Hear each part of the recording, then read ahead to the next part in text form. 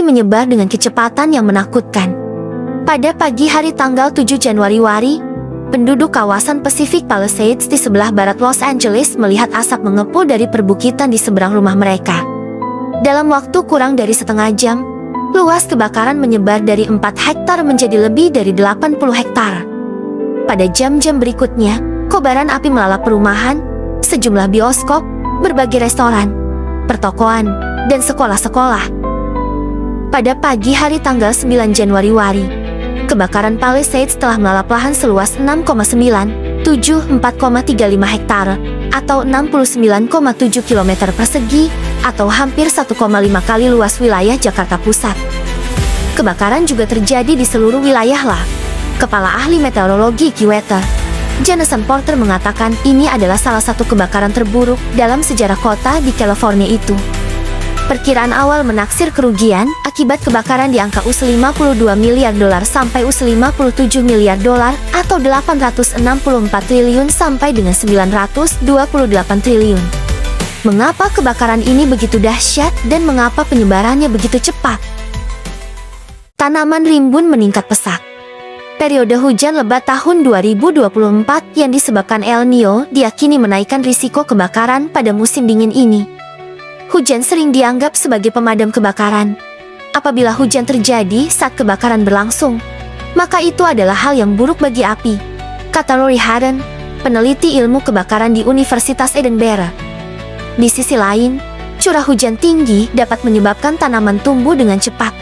Kondisi ini justru menjadi bumerang ketika musim kering berlangsung karena tanaman rimbun bisa membuat kebakaran hutan semakin intens.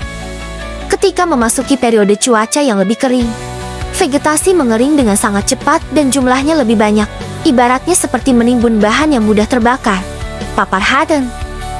Secara terpisah, ilmuwan kebakaran hutan Maria Lucia Ferreira Barbosa dari Pusat Ekologi dan Hidrologi Inggris menyebut periode cuaca basah pada 2024 yang diikuti oleh periode yang lebih kering, menghasilkan kondisi sempurna bagi penyebaran kebakaran hutan. Peralihan kondisi cuaca dari sangat basah menjadi sangat kering dikenal sebagai cambukan hidroiklim. Sebuah penelitian terbaru menemukan bahwa risiko cambukan hidroiklim telah meningkat antara 31% hingga 66% secara global sejak pertengahan abad ke-20. Angin Santa Ana. Tiupan angin yang kuat turut mendorong kobaran api kian menjadi. Angin kencang menggerakkan api dari lereng gunung di sebelah barat Los Angeles bergerak cepat. Api merambat melalui vegetasi yang sudah mengering, kemudian menghabisi kawasan Pacific Palisades di dekat Santa Monica. Kondisi angin yang panas dan kering menghilangkan kelembapan pada tanaman. Ada 3 faktor utama dalam setiap kebakaran hutan. Pemicunya, bahan yang mudah terbakar, dan oksigen, ujar Haddon. Tapi yang membuat kebakaran Los Angeles begitu luar biasa adalah kecepatan angin yang datang dari pusat gurun California. Angin ini dikenal sebagai angin Santa Ana atau F-Han yang menyebabkan kebakaran hutan berperilaku tidak menentu. Angin Santa Ana sangat kering dan bergerak dengan amat cepat. Begitu api mulai menyala, sangat mudah bagi angin untuk mencengkeramnya. Kobaran pun membesar dan menyebar begitu cepatnya, ujar Haddon. Kecepatan angin dilaporkan mencapai lebih dari 160 km per jam.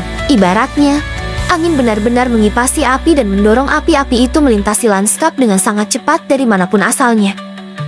Dalam beberapa kasus, badai angin ini bahkan dapat menjadi penyebab kebakaran itu sendiri, misalnya dengan menjatuhkan kabel listrik yang kemudian membakar tanaman kering di sekitarnya. Bara api. Selain mengipasi kobaran api dan mendorong penyebarannya, angin-angin ini juga membawa bara api terbang jauh.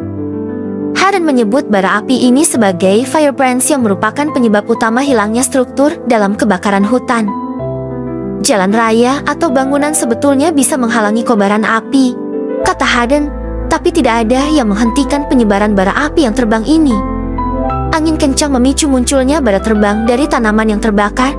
Bara api ini dapat menimbulkan kebakaran baru jauh dari kobaran api sebelumnya. Kami menerima laporan bahwa bara-bara api ini menempuh jarak puluhan kilometer, bara mendarat di celah-celah di sekitar rumah dan tanaman hias, kemudian membakar rumah-rumah, kata Haddon. Kalau bara api hanya menimbulkan kebakaran di satu rumah, maka tidak terlampau sulit bagi dinas pemadam kebakaran untuk memadamkannya. Masalahnya seringkali puluhan rumah yang terbakar secara bersamaan akibat bara api. Kemudian setiap rumah menghasilkan lebih banyak bara api, semacam efek domino, kata Harden.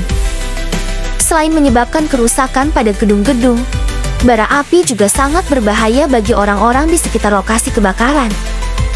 Rasanya seperti berada dalam pusaran bara api, tidak ada oksigen, kata Alec Gales kepada CBS News, mitra BBC di AS, yang rumahnya terbakar. Saya nyaris tidak selamat. Untung saya masih sempat masuk ke mobil saya. Bukit dan ngarai. Lanskap berbukit di wilayah Los Angeles turut meningkatkan risiko yang ditimbulkan kebakaran hutan. Api akan menyebar dengan sangat cepat ke atas bukit, kata Harden. Fitur geografi seperti ngarai dan jurang membuat perilaku api menjadi sangat ekstrem dan menantang. Sepertinya tidak mungkin bagi siapapun untuk bisa melawan kobaran api dengan cara normal. Topografi ini tidak hanya meningkatkan risiko penyebaran api, tetapi juga membuat evakuasi lebih sulit. Di daerah Palisades, jalan-jalan sempit di lereng bukit semakin mempersulit orang-orang yang berusaha untuk melarikan diri. Perubahan iklim. Masih terlalu dini untuk memastikan apakah perubahan iklim kebakaran menjadi faktor penyebab kebakaran Los Angeles. Di sisi lain, perubahan iklim telah dikaitkan dengan memburuknya kebakaran hutan secara global.